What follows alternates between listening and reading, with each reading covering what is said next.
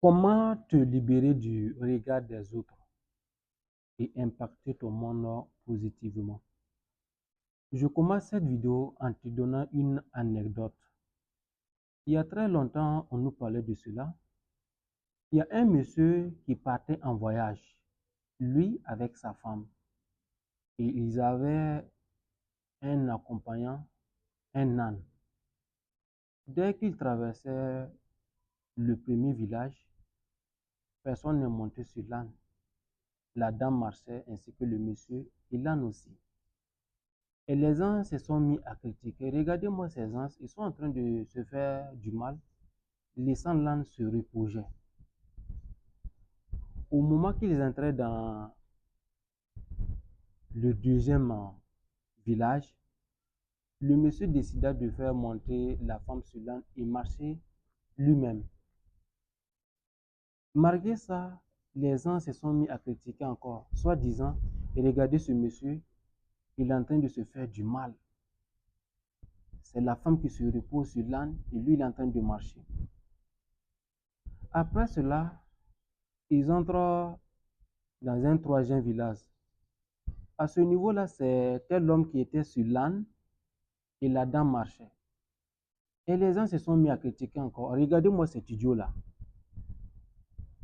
C'est lui qui se repose sur l'âne, laissant la bonne dame en train de souffrir. Et enfin, les deux entrent dans un quatrième village. Et à ce niveau, ils décident les deux de monter sur l'âne. Et quand ils sont arrivés dans ce village-là, les villageois se sont mis à critiquer. Oh, regardez, ils veulent tuer l'âne. Les deux, ils se sont montés sur l'âne. Ils veulent tuer l'âne.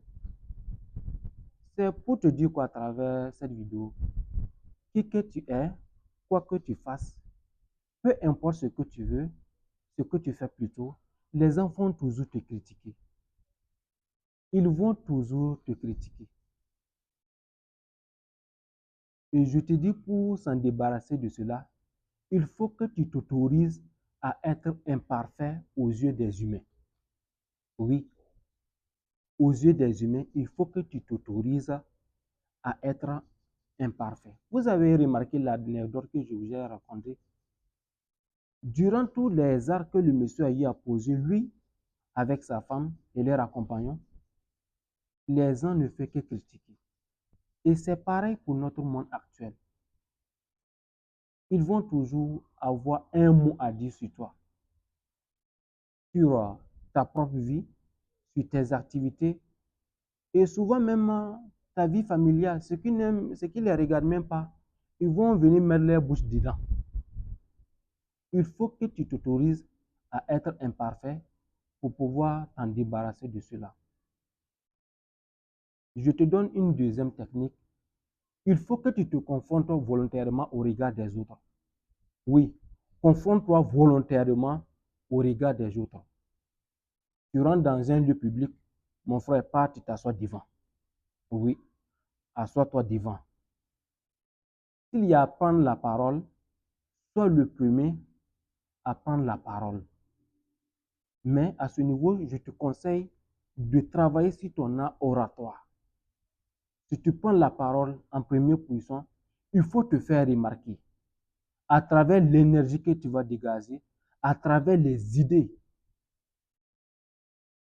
que tu vas faire remarquer à travers ceux qui te regardent, ceux qui te suivent. C'est très capital à ce niveau-là. À ce niveau, tu te démarques positivement. C'est une petite vidéo. Je termine avec une troisième technique. Clarifie ton propre standard de succès et trouve ton monde.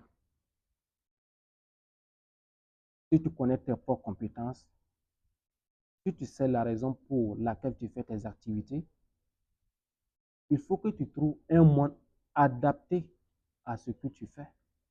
Rappelle-toi, Elon Musk ne viendra pas te critiquer. Pourquoi?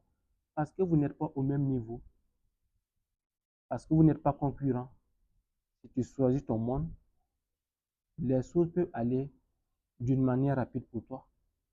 On a coutume de dire, si tu suis 4 riches, certainement que le cinquième, oui, c'est toi.